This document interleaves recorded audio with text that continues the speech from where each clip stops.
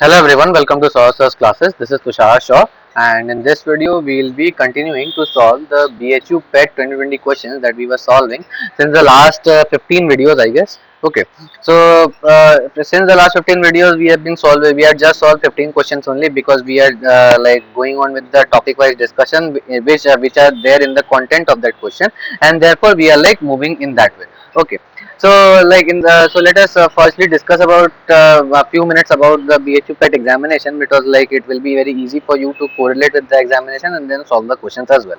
Okay, so BHU PET basically is an exam conducted by the Banaras Hindu University, a very well-known university in India. Basically has the level of like it is on the level of IITs when it comes to like diversity and opportunities. Okay, so this university conducts an exam basically for admissions in MSc in all subjects like physics, chemistry, maths, and zoology, botany. All kinds of subjects we are considering here. But as I am a chemistry teacher and we are concerned about mainly chemistry, so we are considering only the chemistry part of MSc. Okay, so it is admission admission is like will be given for MSc chemistry through this PET 2020 examinations. Okay, so PET examination obviously. In this video we are solving the PET 2020 paper. So let us, this PET paper includes 120 questions. Okay, and among these 120 questions, all of them will be of MCQ type. Attempting the correct answer would be fetching you 2 marks for one answer, and if you are like making a wrong decision, choosing a wrong option, then you only half marks will be deducted from your overall marks. Okay, so basically this was the thing, and the next thing is for solving this 120 questions you will be given 2 hours, just 2 hours, which is like very less time.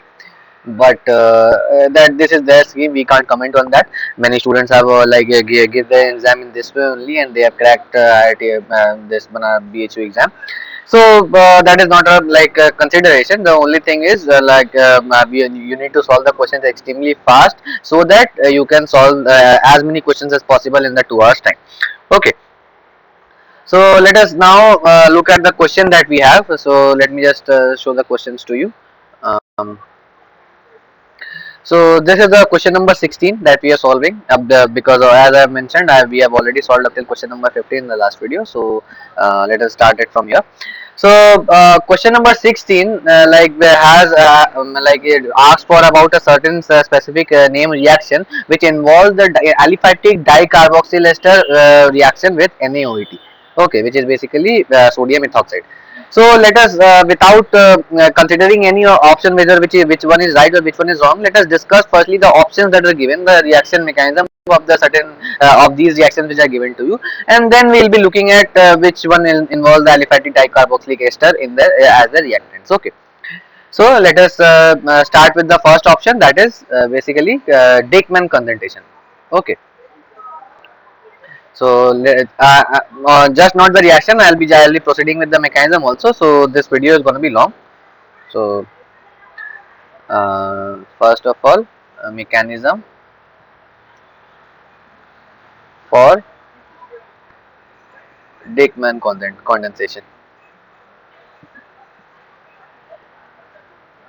Okay, so I'll be taking one arbitrary molecule which is there, which I have in my notes obviously. So like it will be very easy for you to correlate. OR, we have double bond O, we have here double bond O, and here we have OR, and here obviously we have one H. Okay, this is a sp3 carbon, so 2H will be there. We firstly give OR2. Okay, or we may say OR dash.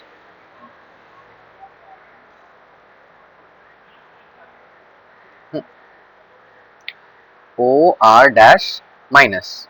Okay, so what would happen is this H would be taken should be taken up from over here, and an enolate would be formed. Okay, so we'll be getting OR, we have O minus, then this one, then we have double bond O, we have OR, and ROH would be like released from the system, R dash OH. Okay, then what would happen is this bond will be falling over here and this one should be attacking over here, opening up this bond. Okay, then we will be getting O minus OR, and again we have double bond OR. Okay, now from this step what would happen is let me just write it down.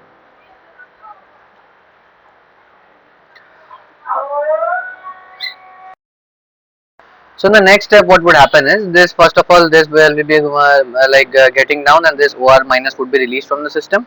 So we will be getting compound like C double bond O, C double bond O, OR, and here is one H obviously. Okay, so in the next step what would happen is OR double dash minus is there, this will be taking up this H because this is basically the most acidic hydrogen, it has two double bond O's for conjugation for forming the enolate. So basically this one, so this kind of enolate would be formed, um, O minus and we have double bond O, OR. Okay, and then again we, if we give H plus, we will be getting again the same compound which is there formed. So basically this will be in equilibrium with each other. Okay, so double bond O, OR. So this is basically the main product which is formed.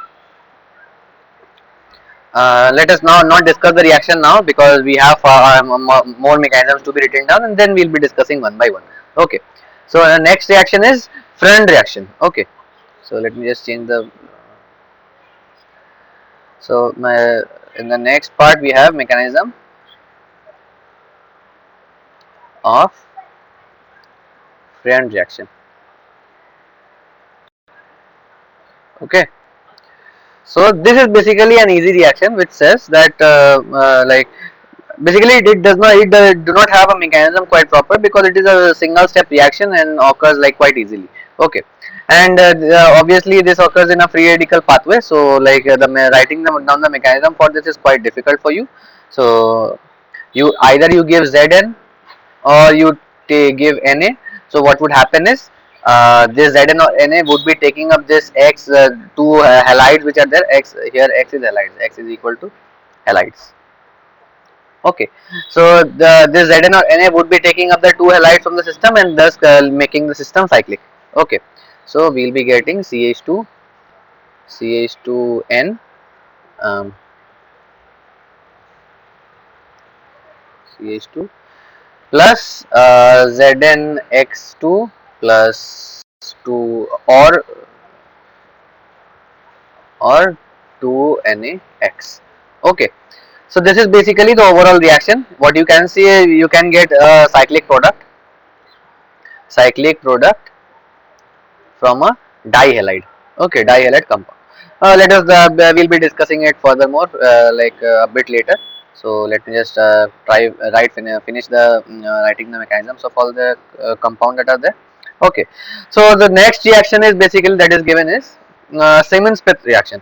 Okay, so this reaction is also a single step reaction which is occurs in presence of carbenoids. Okay, so carbenoids, special types of carbons are known as carbenoids. So one example of carbenoids is IZNCH2I. Okay, so we'll be using this carbonate only. So this CH2 is basically carbenoid, special type of carbene here, which will be adding to a double bond, and that is the basic overall reaction that is there. Okay, so we have R2, R3, R4. So if we give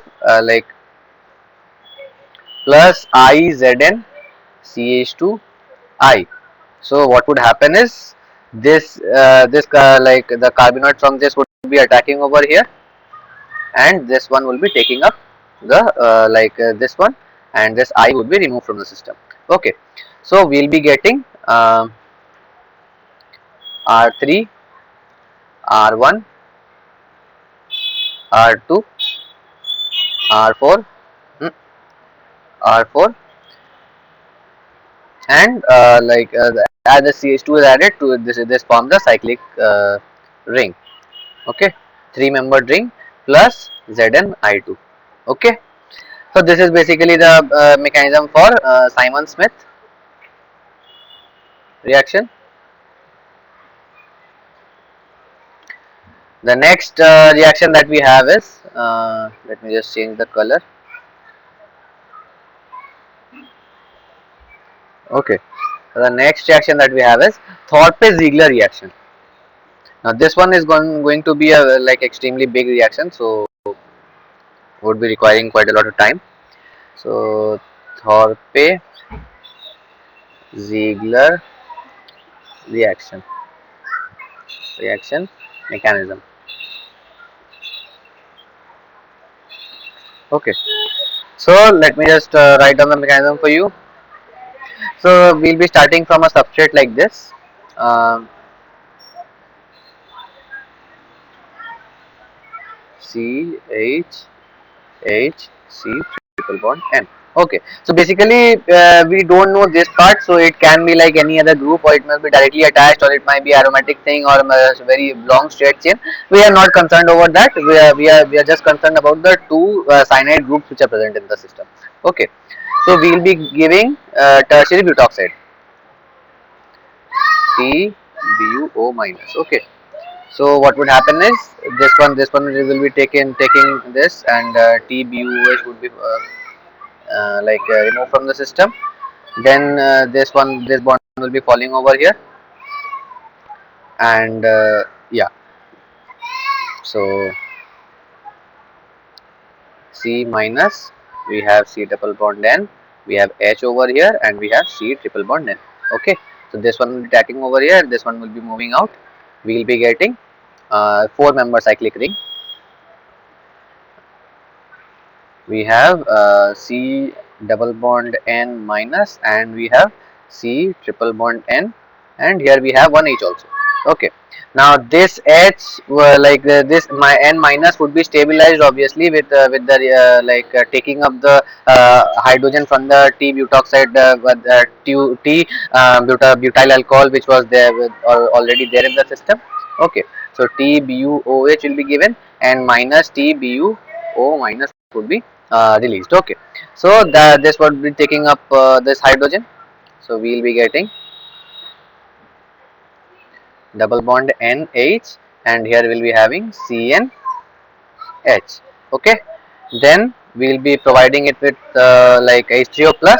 So what would happen is this N lone pair would be taking up one hydrogen removed, and H2O would be removed from the reaction.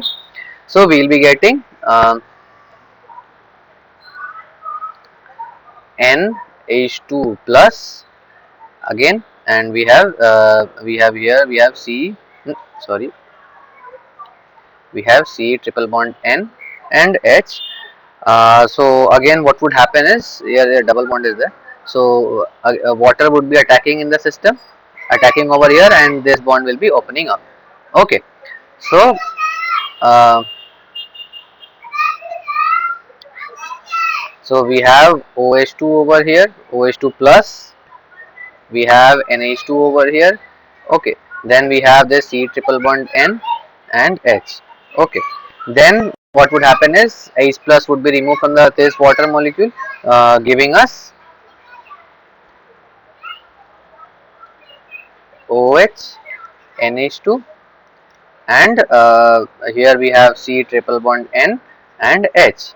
Okay, now what would happen is on heating, this H would be this electron of H would be coming here, and this OH would be released. So water would be released from the system, giving us uh,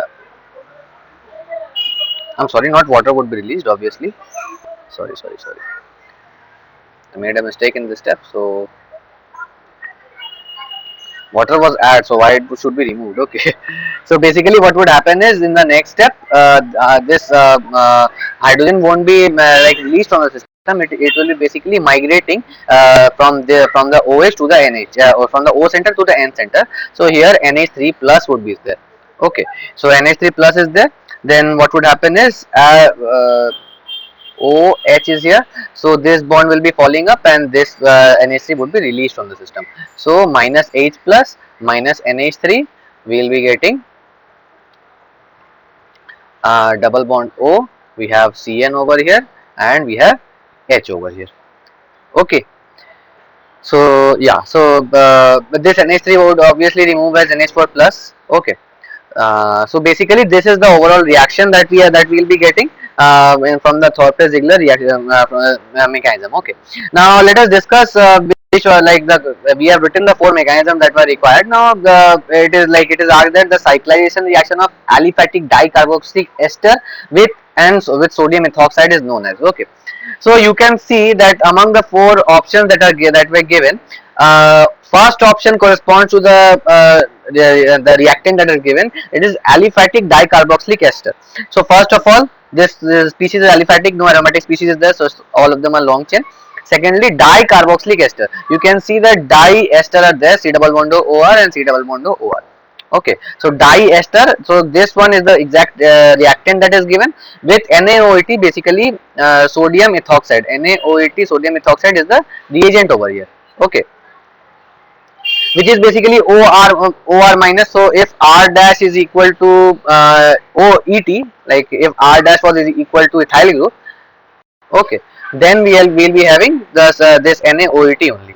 Okay, where OET minus would be the exact reaction, and then the mechanism would be furthermore continuing. Okay, so from this we learned that and obviously aliphatic dicarboxylic ester is not there in any of the other reactions. You can see a dihalide is present in this case, an alkene is present in the option C, and a dicyanide with a like a straight chain or a long chain dicyanide is required for that the Thorpe-Ziegler reaction, and not dicarboxylic ester. Okay, cyanide is a different thing, and obviously from this reaction, like this is an extremely important reaction. It normally comes in examinations like GATE and stuff. So like it is mentioned in this examination BHU. Like I am very obliged for that.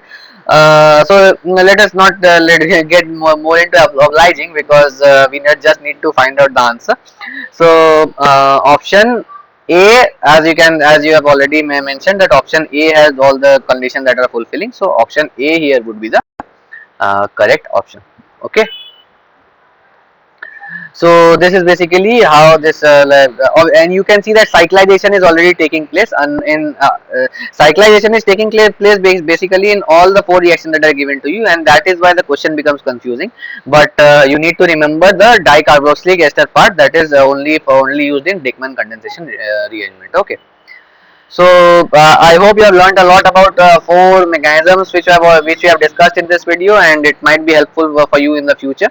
Okay, so thank you guys for this video. I'll see you guys in the next one, and in the next video we'll be continuing with other questions of the BHU PET 2020 paper, probably from question number 70. Okay, so thank you.